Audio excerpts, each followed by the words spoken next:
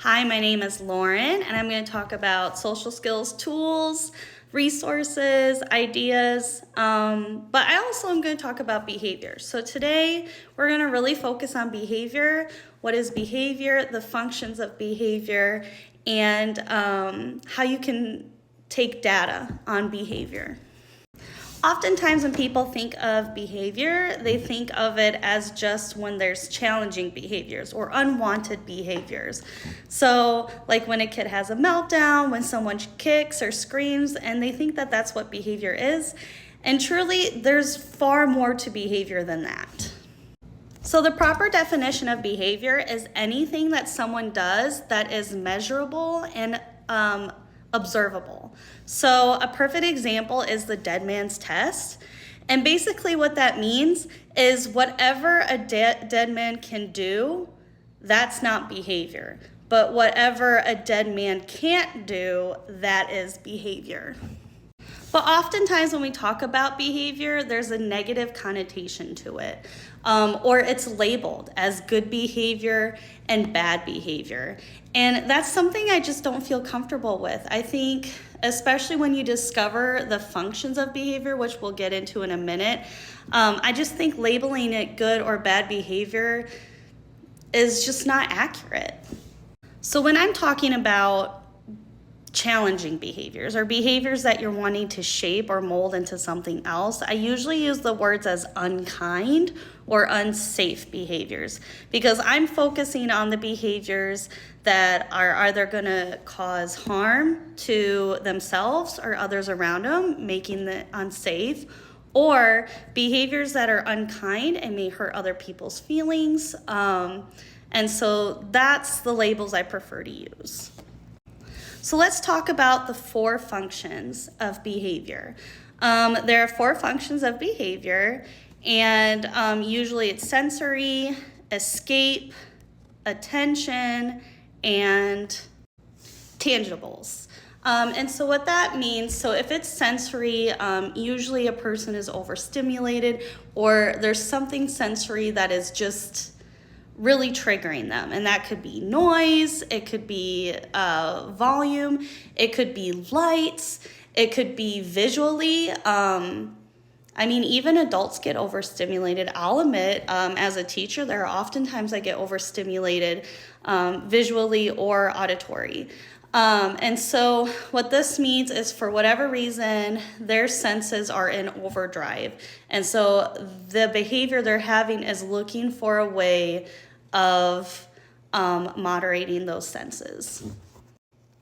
Next is escape. I think we all do this. It's when there's a task or something in the environment that you don't like or you don't want, and you're looking for a way out. And we do this often, even as adults. How many of us wait until the last minute to go to the DMV because we just don't want to go to the DMV? It is a task that we just really don't like. And so escape is also a function of behavior.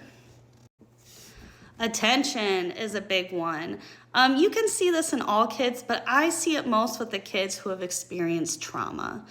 They are looking for attention, just any kind of acknowledgement of them, and at some point they don't care if we're going to put labels on it, good attention or bad.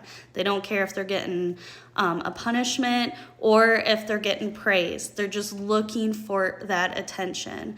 And that one is really key. And it's not so much, I don't want it to seem narcissistic because it's not narcissistic. We all look for attention in our own ways. People look for intimacy, people look for building relationships. So I don't want it to seem like the child is like, oh, look at me. That's not at all what it's about, but they are looking for some kind of acknowledgement or attention. And then tangible. I feel like we see this a lot, let's say a kid wants iPad time or Chromebook time, or if they want some sort of toy, they're looking for some kind of object or some kind of activity that is really reinforcing for them. So then how do we discover function of behavior? How do we discover what the function is? And how do we take data on that? This is what one of my favorite things to do. It's an ABC chart, and it's antecedent, behavior, consequence. And all it is you're listing the things that happen before whatever behavior you're tracking. So what were the things that happened, the precursors, the triggers, what was going on in the environment? You're gonna list all of that.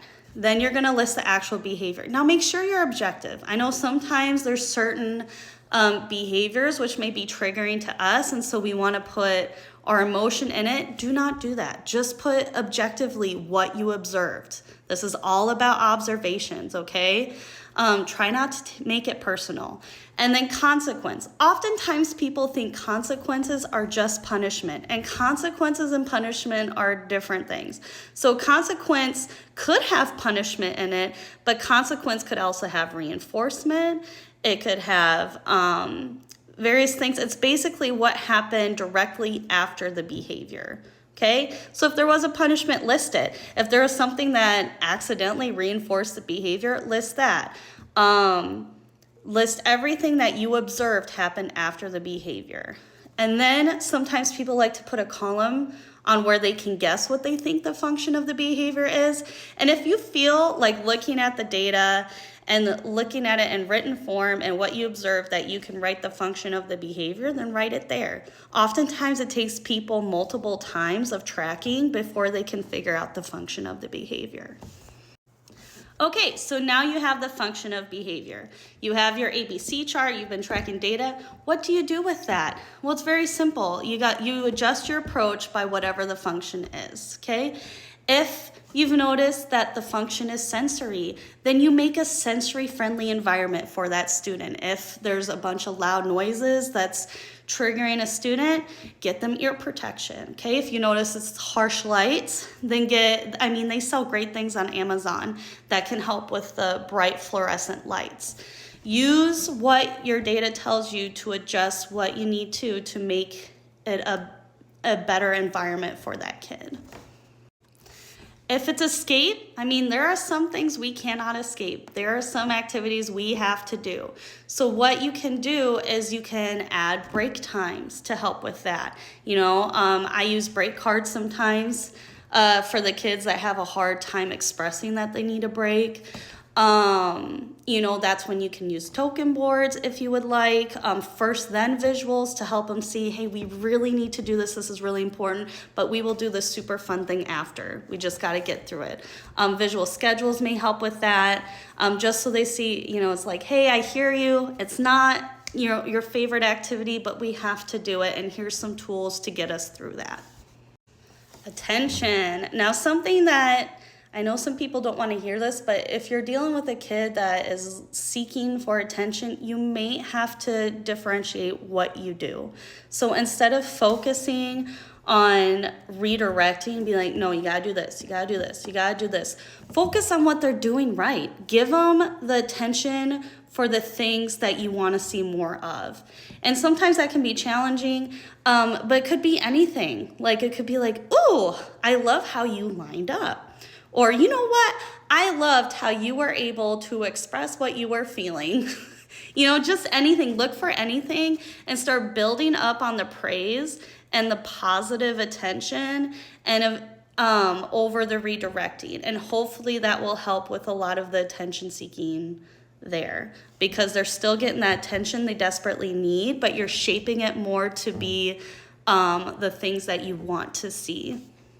Tangibles, you're going to do a similar thing as you did with escape. First, then visuals are great for things like that.